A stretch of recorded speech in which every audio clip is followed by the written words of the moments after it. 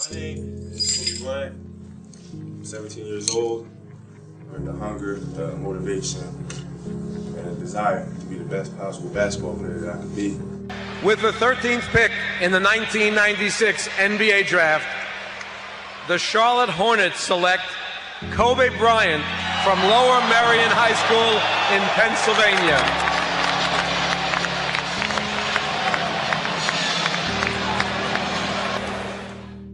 I had a purpose. I wanted to be one of the best basketball players to ever play. And anything else that was outside of that lane, I didn't have time for. I made that deal with myself at 13 years old. So everything I saw, whether it was TV shows, whether it was books I read, people I talked to, everything was done to try to learn how to become a better basketball player. Everything, everything. And so when you have that point of view, then literally the world becomes your library to help you to become better at your craft. So at 13 years old, I had a I had a kill list. And so, you know, they used to do these rankings. It was Street and Smith basketball rankings. And I was nowhere to be found because I was like 6'4", scrawny, like 160 pounds soaking wet. So I was like 57 on the list. And so I will look at 56, 55, all the way up to number 1, who these players are, what club teams they played for. So when we go on an AAU travel circuit, I got to hunt them down, right? And so that became my mission in high school, is to check off every other person, all those 56 other names, hunt them down and knock them down. You know, you got to look at the reality of the situation. You know, like for me, it's not, you know, you kind of got to get over yourself. Like, it's not about you, man. Like, oh, okay, you feel embarrassed. You're not that important. Like, get over yourself. That's where you go. Get over yourself, right? Like, you're worried about how people may perceive you, and like you're walking around and it's embarrassing because you shot 5 air balls. Get over yourself, right? And then after that, it's okay, well, why did those air balls happen? Got it. High school, year before, we played 35 games, max, right? Week in between, spaced out. Plenty of time to rest. In the NBA, it's back to back to back to back to back to back to back. I didn't have the legs. So you look at the shot, every shot was online. Every shot was online, but every shot was short. Right? I got to get stronger. I got to train differently. The weight training program that I'm doing, I got to tailor it for an 82-game season so that when the playoffs come around, my legs are stronger and that ball gets there. So I look at it with rationale. And say, okay, well, the reason why I shot air balls is because my legs aren't there. I go, well, next year they'll be there. That was it. Done. So many guys tell stories about your work ethic. Yeah. What was really your work ethic like, and for how long did you stay disciplined? Well, I mean, every day. I mean, since 20 years. I mean, it was an everyday process and trying to figure out strengths and weaknesses. For example, jumping ability. Man, my vertical was a 40, it wasn't a 46 or a 45. My hands are big, but they're not massive, right? So you got to figure out ways to strengthen them so your hands are strong enough to be able to palm a ball and do the things that you need to do.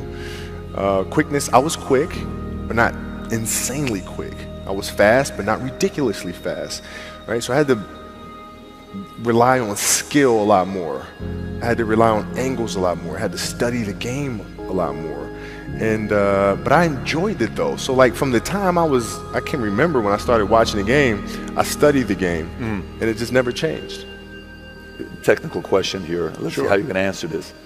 Who would Shaq be if he had your work ethic? He'd be the greatest of all time. If Shaq had your work ethic, he'd be the greatest of all time. Greatest of all time by a mile. Sure. He'd be the first to tell you that, for sure. I mean, this guy was a force like I have never seen. I mean, it was crazy. You know, a guy at that size, generally guys at that size are a little timid and they don't want to be tall. They don't want to be big. Man, this dude he did not care. He was mean. He was nasty. He was competitive. He was vindictive. I mean, I wish he was in the gym. I would have had fucking 12 rings. What is the conversational life like with your wife and kids to say, listen, this is what I'm doing? How did that conversation go? Well, with the kids, it's different. So like the communication with our children is that Pops is working hard. This is the level of attention to detail you need to have in everything you do. So it's setting the example, Same thing with my wife. My wife's a stay-at-home wife. It's the hardest job, man. Right? So she works really hard at that. I mean, it's, you know, and so her attention to detail with that as well are examples for our children.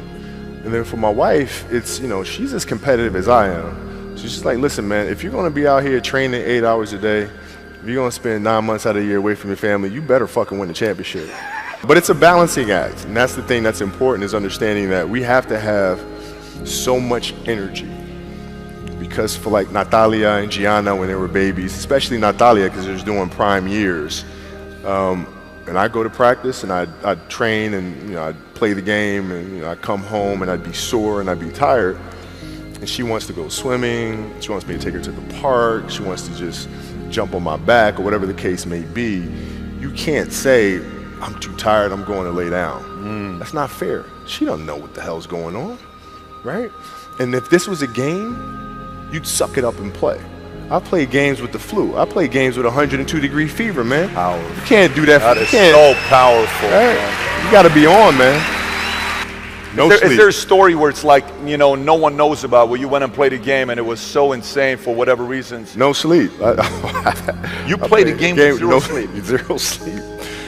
Zero sleep. It's like, you know, kids, you know, Natalia had a certain, you know, health situation or what have you, and you're staying up all night, and then you got to go out and perform because fans don't know, you know, teammates don't know, nor do they care, nor should they, that you've been up all night. You got to perform, right? And so you just got to go to work, man. You got a lot of people paying their hard-earned money to come watch you perform. Perform. It's your job to be in shape. It's your job to be strong enough to perform at that level every single night. And as a competitor, I'm not ducking shit. Like, it's not, oh my God, my back hurts, I'm sore, we got to play Vince Carter and Toronto Raptors tonight. We actually had this happen. We had a game against Toronto in 2000, and Vince was tearing the league up. My back was jacked. But like the perception of that, like, what? Kobe's missing the game against Toronto and Vince Carter because, man, my back was really spasming. But people will be like, what? Oh, he's ducking Vince. Excuse me? No, I don't think so. So I would be in the layup line like, okay, there's a lot of days where, you know, you can rest and recover. Today ain't one of them. Your back can bother you any other day. That shit ain't bothering me today. Wow. He gonna have to see me today. Yeah. Amen. Yeah. You're playing against the Golden State Warriors. Score is 107-109. You guys are close to getting into the playoffs. You know exactly what happens in the game. You go up, you're about to take your shot, and then all of a sudden, boom, Achilles happens, right? He went and hit the free throws, and then you walked off the stage, and then you got the surgery done. How the hell do you tolerate that kind of pain? You know, I use this. I tell this example, and I think this is the best way to explain it. You know, you have a hamstring injury, you pull your hamstring really, really badly. You can barely walk, right? Let alone play anything. Soccer, basketball, volleyball, whatever it is. Can't do anything. Doctor tells you go home, sit up on the couch, rest your hammy, right? Stay off of it, don't get up, no sudden movements. You're at home, all of a sudden a fire breaks out in the home, right? Your kids are upstairs, you know, wife is wherever she may be, you know, shit's going down, right? I'm willing to bet that you're gonna forget about your hamstring, you're gonna sprint upstairs, you're gonna grab your kids, you know, make sure your wife's good, you're getting out of that house, right? Hamstring be damned. You're not gonna feel your hamstring, right? And the reason is because the lives of your family are more important than the injury of your hamstring. And so when the game is more important than the injury itself, you don't feel that damn injury. Not at that time. I went in the trainer's room, my kids are in there, and, you know, they're looking at you and stuff, and I'm looking at them, and I'm like, you know, it's all right, Dad's gonna be all right. It'll be fine, it'll be all right, it'll be all right, it'll be all right. As a parent, you gotta set the example. You gotta set the example. This is another obstacle. This obstacle cannot define me. It's not going to cripple me. It's not going to be responsible for me stepping away for the game that I love. I'm going to step away on my own terms. And that's when the decision was made that, you know what, I'm doing it. I'm doing it. As parents, you got to lead by example. If you want your kids to do whatever it is they want to accomplish in life, you have to show them. You can't. You got to show them.